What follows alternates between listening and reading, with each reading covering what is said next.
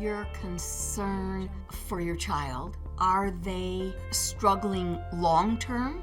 Do you think they need an alternative of what's being taught in the schools?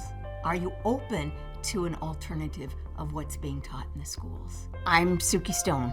I'm an educator who has experienced teaching special education children for my whole life. It's my career. In a traditional school situation where you're a teacher, you give children what they need, not based on what they already know. So the misconception is that one program, which happens to be phonics-based, whether it's phonemic awareness or whether it's phonics, is the only way to teach these children. So what happens is when they are disabled and they are labeled disabled, they get extra time, and maybe one-on-one, but that time is about teaching them phonics the same way that they learned in first grade. So the misconception is that there is no other way, or they don't know any other way, so they just do more of the same, but more intensely.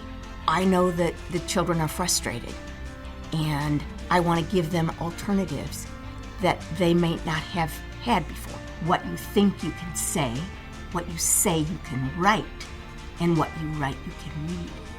So in my program, writing comes before reading. I'm their secretary. I write down their passion and what they love. That gives them empowerment. It empowers them not just to receive new information, but it empowers them to be accepted for what they already know. They have a self-concept for the very first time, some of them, that they didn't know they had. And that's one of the successes of my children and adults reading in the 14 sessions, is there is no phonics component. I am doing individual students. So I do children and adults. I classify the children to make sure that they have an individual educational program and that they're classified as special ed. And that usually means that they're at least 2 or more years below their actual grade level. If I teach other teachers my system and they are distributed around the country, then it will take off that there's another alternative that can help adults and children to be proficient readers. If you need something different, if you want your child to experience something different, I'm an alternative approach. I will help your child. Don't have your child be held back. There's an alternative, and it acknowledges the interest and the talents of our people that have been slated as dumb or stupid or can't read or won't be able to read, when all it is that they just read differently.